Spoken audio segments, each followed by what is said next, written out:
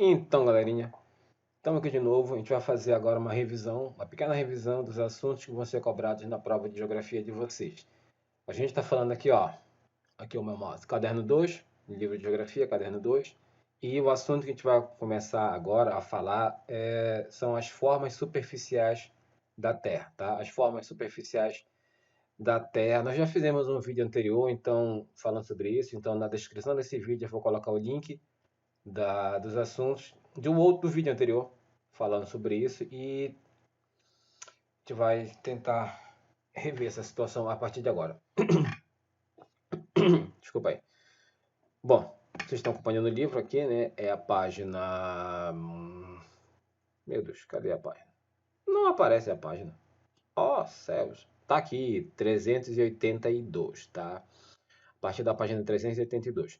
Bem, a gente sabe que a modelagem da superfície terrestre ou do relevo ela é feita a partir da ação das placas tectônicas, né? Mas não somente disso. A gente vai ver daqui a pouquinho que nós estamos falando a gente vai falar dos agentes formadores do relevo, os agentes modeladores externos e internos, sabe? Exógenos, endógenos, como eles agem, como eles atuam, como eles moldam o relevo. Então, mas de modo geral, a gente vai falar do relevo como a gente fala de montanhas, por exemplo, como essas bonitas que nós vemos aqui, bonita, as montanhas rochosas nos Estados Unidos, a gente fala da formação desse tipo de relevo aqui através da ação das placas tectônicas, ok? Então, a gente vai ver a partir de agora quais são essas superfícies esses tipos de relevo. Deixa eu dar fazer um negocinho aqui. Pronto, eu acho que assim fica melhor. Aí, opa, deixa eu ajeitar aqui.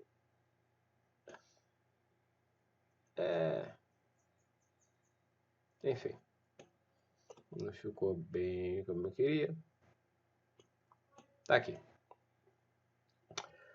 Olha aí, galera. Quando a gente fala dessa modelagem, desse relevo, a gente vai falar agora dos principais tipos de relevo. Nós já estamos vendo aqui as montanhas, uma belíssima foto dessas montanhas. E aqui, ó, nós temos os planaltos.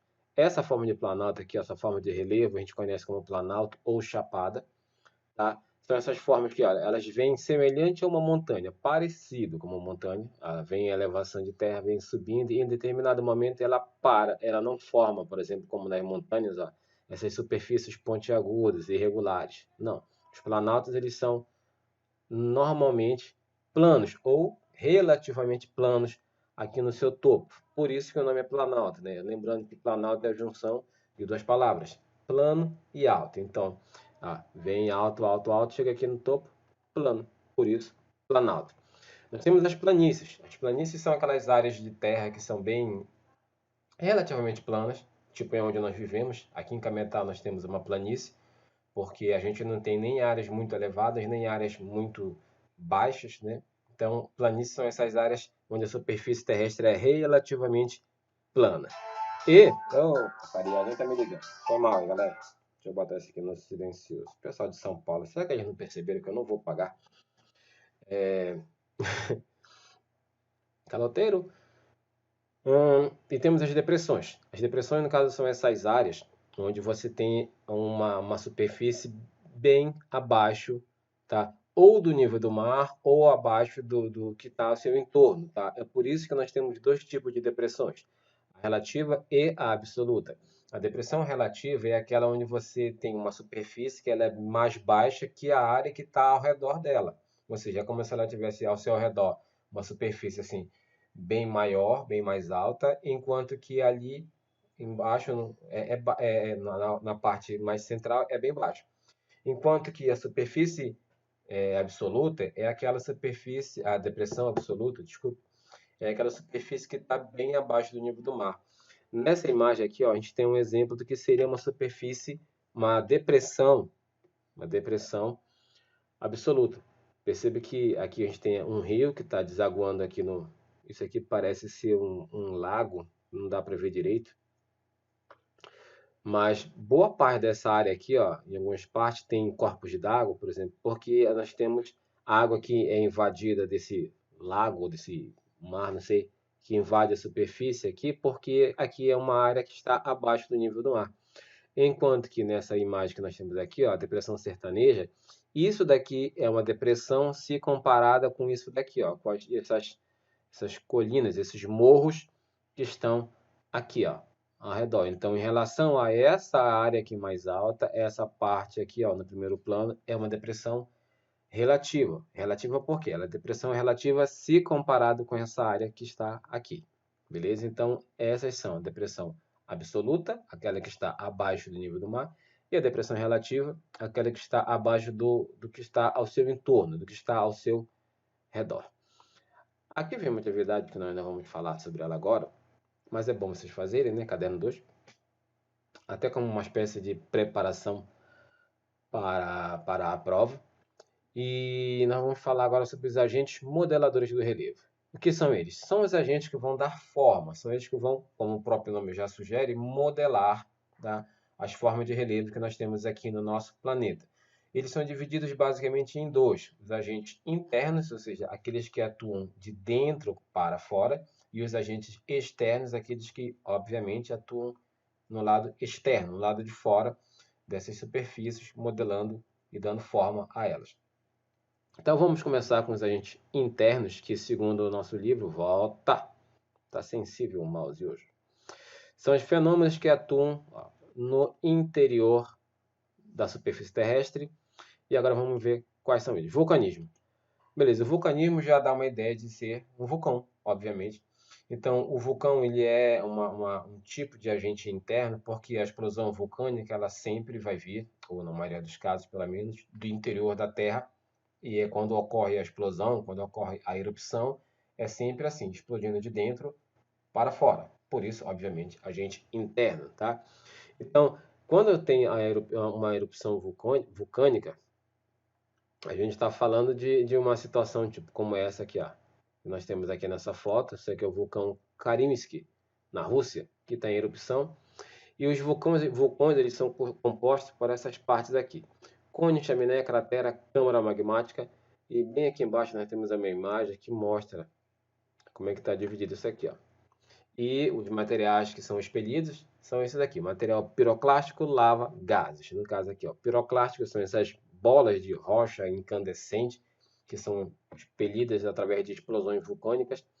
A lava, que nada mais é do que esse magma que está aqui no interior da Terra, que ao subir acaba sendo, digamos, despejado e ele vem rolando montanha abaixo, né, vulcão abaixo. O cone, que é por onde esse magma sobe até a superfície. A chaminé também, que é essa abertura, né, que é essa fenda formada dentro do vulcão. A cratera, que é como se fosse, entre aspas, a boca do vulcão.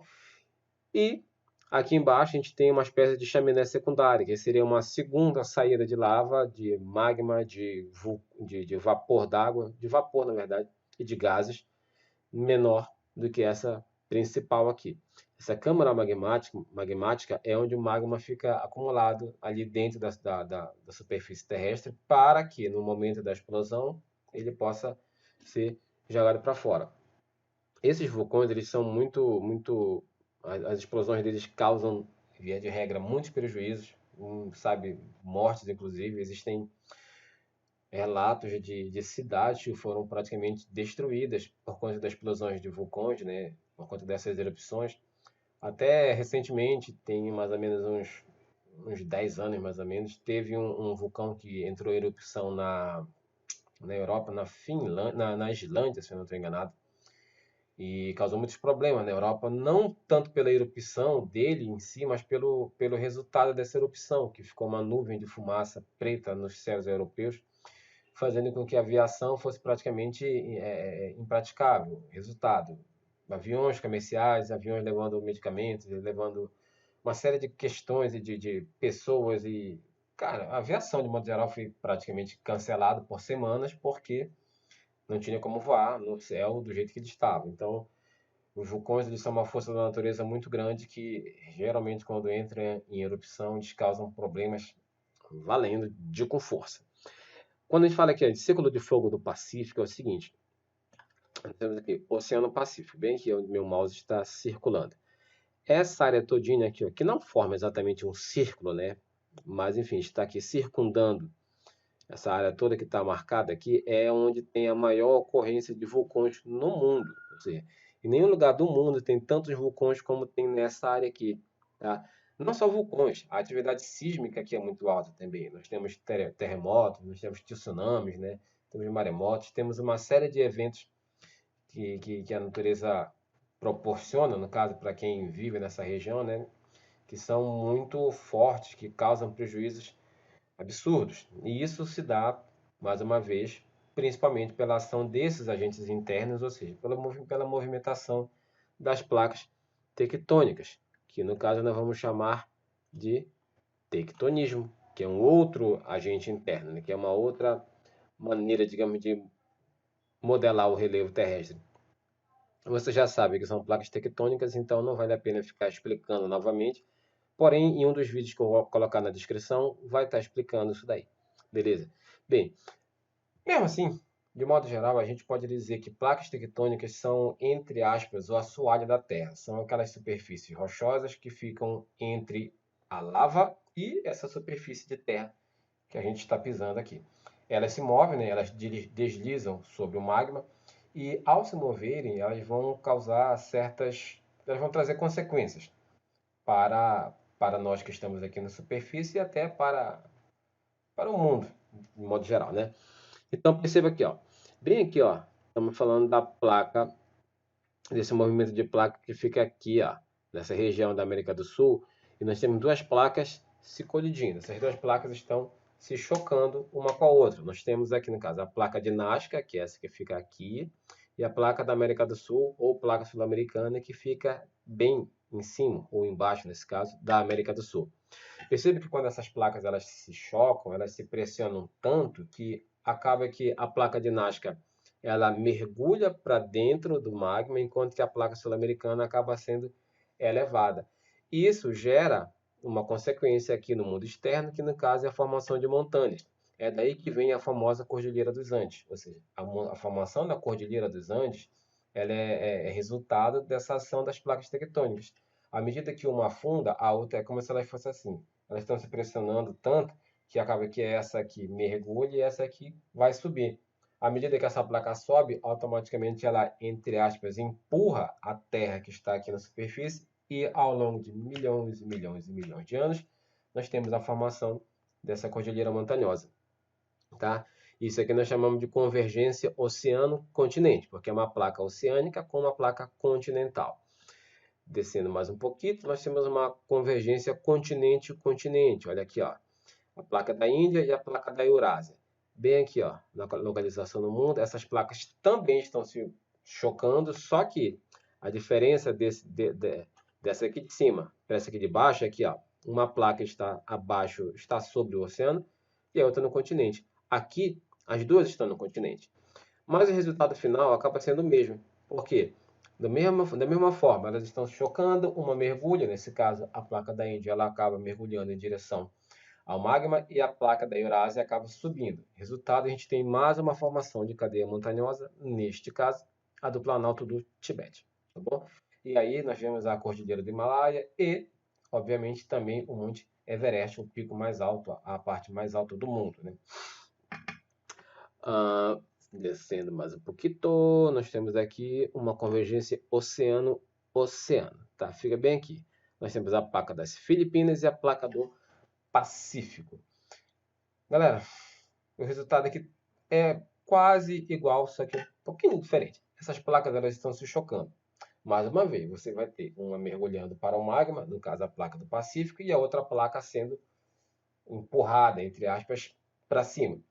Com base nisso, nós temos, por exemplo, a formação das Ilhas Marianas. As Ilhas Marianas, elas são mais ou menos como se fosse uma montanha embaixo d'água, só que como nós estamos falando de oceano, nós estamos falando de milhares e milhares de metros de profundidade, né, da água. Então, as ilhas elas acabam sendo uma espécie de topo dessa montanha que fica, digamos assim, dentro d'água, tá? Então, se aqui em cima, na Cordilheira do Himalaia, a gente tem a formação de montanhas, porque uma placa mergulha e outra sobe, essa que sobe e empurra a terra, formando-se montanhas, aqui a gente também vai ter uma situação bem parecida com a formação dessa ilha montanhosa. Essa ilha que, na verdade, é uma montanha submarina. E também essa placa aqui, ó, a placa do Pacífico, que afunda, ao afundar, ela forma o que nós chamamos de fossa, que são esses abismos submarinos, tá? Então, a Fossa das Marianas, que é o local mais profundo do mundo, dentro dos oceanos, né? São 11 mil metros de profundidade. Ela é formada pela ação desse mergulhar, vamos dizer assim, da placa do Pacífico. E, finalmente, nós temos aqui... Ah, finalmente não, ainda tem mais um. Nós temos esse limite de placa de falhas transformantes. Ó, fica bem aqui. Acontece aqui na parte oeste dos Estados Unidos, na Califórnia. Nós temos a falha de San Andreas, ou aqui traduzido a falha de Santo André. A placa do Pacífico e a placa da América do Norte, elas deslizam lateralmente.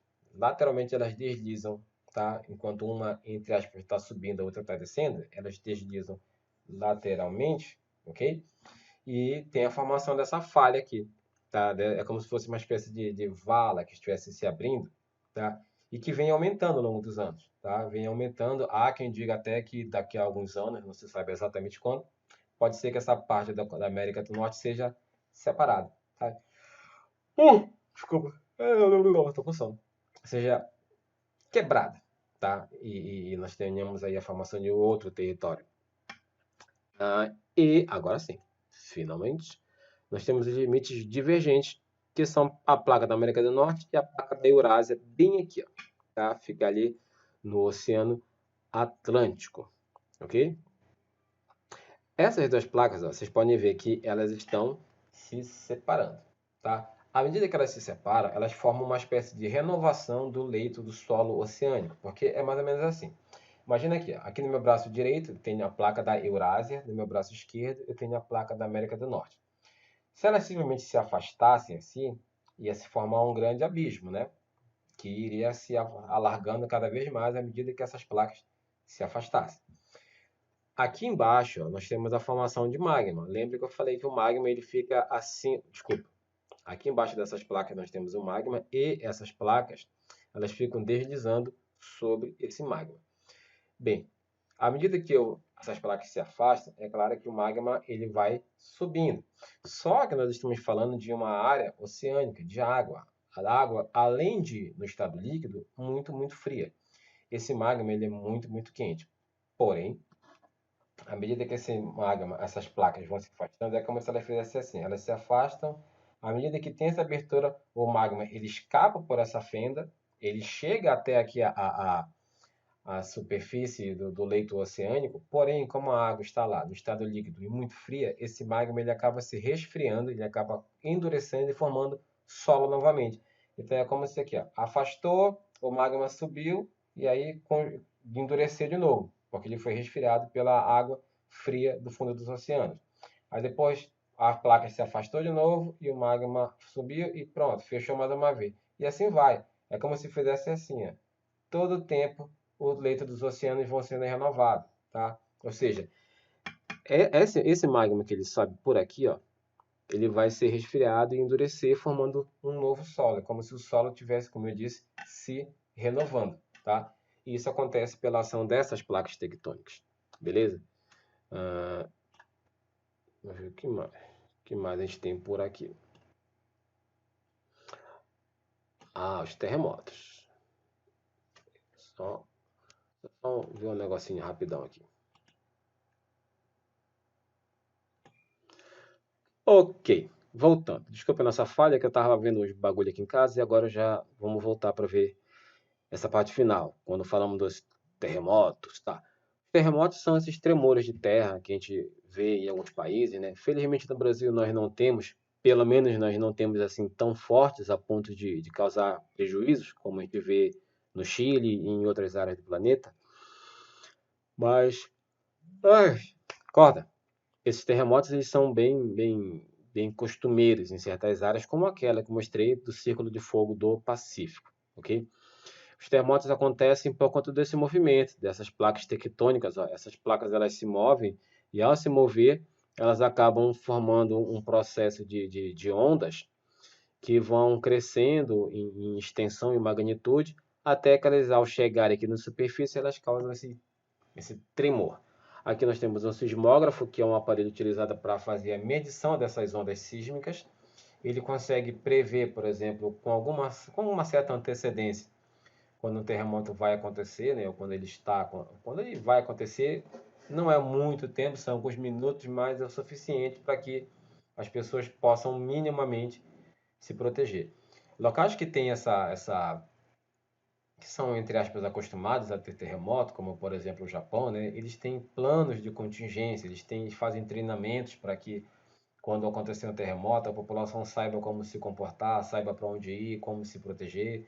A própria engenharia da cidade ela é feita de modo aos prédios e aos estabelecimentos, às pontes, enfim, toda a estrutura física das cidades aguentar o máximo possível o terremoto, tanto é que os prédios eles são feitos com um tipo de liga metálica que normalmente o prédio ele balança, ele verga, cai pedaço de concreto, mas o prédio normalmente continua rígido, continua ali em pé, por assim dizer, né?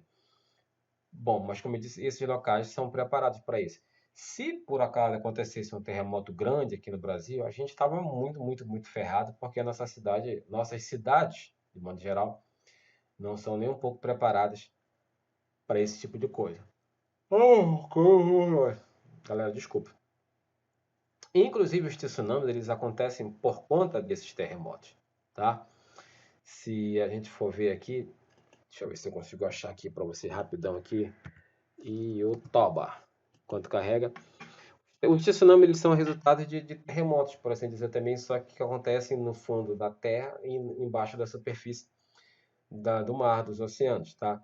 Perceba que nós temos um tremor bem aqui, a falha se movimenta, há um tremor, esse tremor, como eu disse, ele vai alcançando ondas sísmicas e vai se expandindo, tá?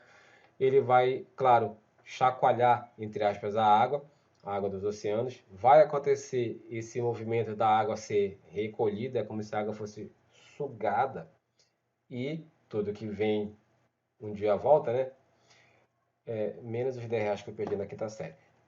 Essa água ela vai ser recolhida e quando ela é recolhida, depois ela vai ter que voltar. E quando ela volta com ondas assim, mas limpando tudo, quebrando tudo mesmo. Deixa eu ver se eu acho aqui no YouTube. Isso, claro. Essa porcaria do. Bora, porcaria. Tsunami. Bora ver se eu acho algum videozinho. Caraca, uma cobra comendo um morcego. Ou ao contrário, sei lá. Coronavírus, cobra. É... Olha, eu não sei se são.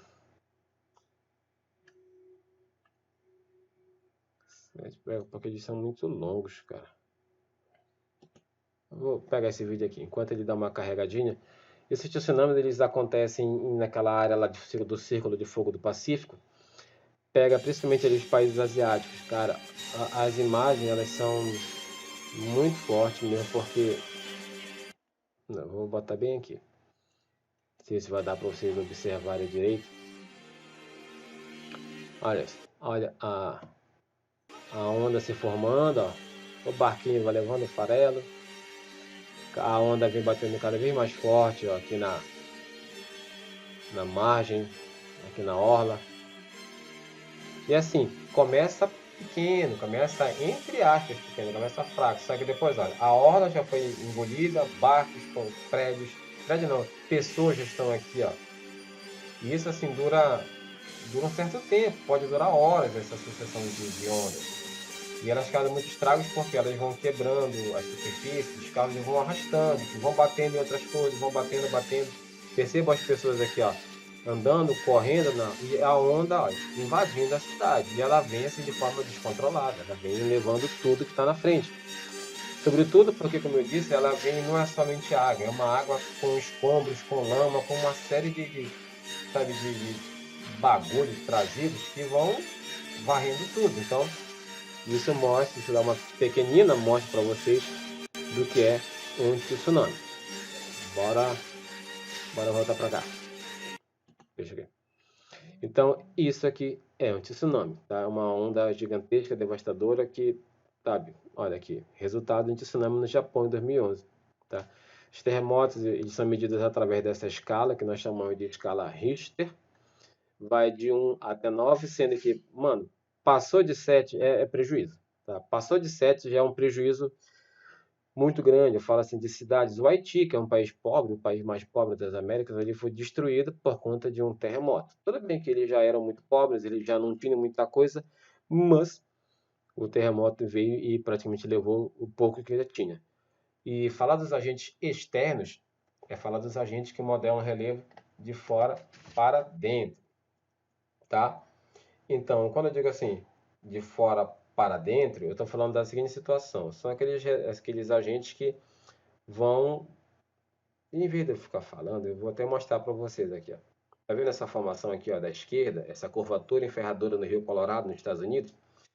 Essa área aqui embaixo foi formada pela ação desse rio, ou seja, o rio ele veio, ele passa por aqui, ele vai escavando o leito, fazendo com que essa área aqui, ó, fosse sendo, digamos, descobrida, ou melhor, ela fosse assim, como é que eu posso dizer? Ela fosse se destacando, né?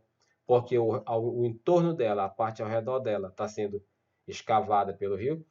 E nós temos também a força dos ventos. Os ventos eles passam por aqui a velocidades altíssimas, eles vão carregando partículas de poeira que vão, entre aspas, lixando essas superfícies, fazendo com que elas tenham esses aspectos, como esse que está aqui e como esses que nós temos aqui.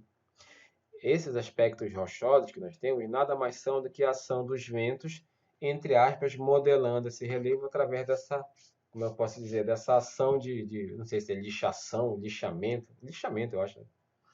de nessas superfícies rochosas através do vento que vai carregando detritos, como poeiras e pequenos pedaços de rocha, tá?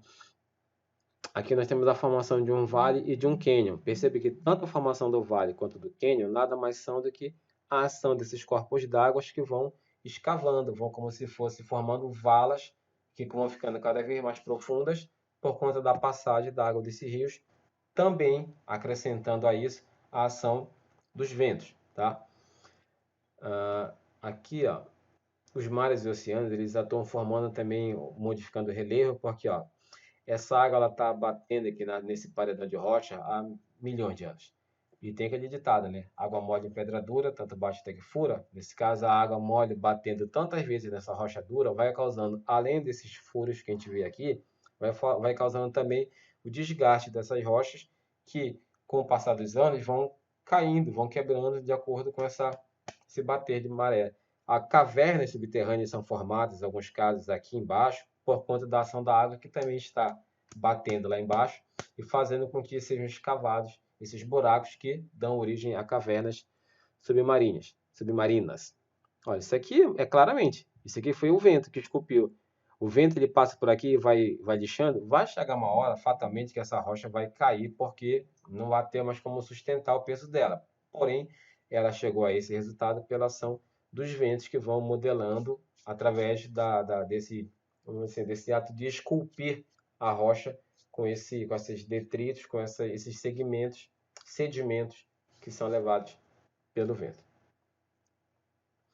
O gelo também, cara, isso aqui é um fiord. Fiord é uma espécie de vale onde você tem a água do mar entrando no continente, tá? E essa água ela é congelada no inverno. Quando chega o verão, ela descongela de novo. E a partir do momento que ela descongela, ela vai escavando cada vez mais. E esses fiordes eles têm uma característica de serem bem profundos mesmo. Eles acontecem muito em países nórdicos, como a Noruega, tá? Então perceba que a ação do gelo, nesse caso, ela faz com que esse fiord fique um pouquinho mais largo e muito mais profundo toda vez que acontece esse congelamento e depois o degelo, tá? Então essa ação do gelo é responsável por modelar essa superfície, porque essas partes mais altas aqui, ó, essas montanhas que estão ao redor, elas são formadas por conta desse escavar da água feita através da ação desse gelo e degelo. E a ação humana, mano, isso aqui, ó. Isso aqui, na verdade, é uma mina. Isso aqui não é natural. Isso aqui foi feito por pessoas que escavaram isso aqui. Isso é uma mina de cobre na Espanha. Essa forma que a gente vê aqui é resultado da ação do ser humano procurando, nesse caso, cobre, mas existem outros casos. Minas de ouro, minas de carvão, minas, de modo geral, que fazem com que esse relevo seja modificado assim. Aqui a gente tem a construção de uma montanha, um deslizamento que é culpa do homem, de certa forma também é culpa do ser humano, porque essas estradas elas deveriam ter um planejamento melhor. No entanto, como muitas vezes elas são feitas de qualquer maneira, acaba que esses acidentes acontecem. No entanto, essa estrada ela não é natural, claro, ela foi construída aqui nessa formação rochosa e isso não, nada mais é do que uma ação do ser humano também modificando a paisagem. Relevo brasileiro. Sobre isso a gente fala numa próxima aula, tá? Porque já está ficando meio longo esse vídeo. E eu vou fazer outro vídeo explicando para vocês outros assuntos que a gente vai ter na nossa provinha, tá? Então, por favor, preste atenção. Qualquer dúvida, me perguntem no grupo ou no PV. E por hoje é só, tá? Então, até depois. Tchau, tchau.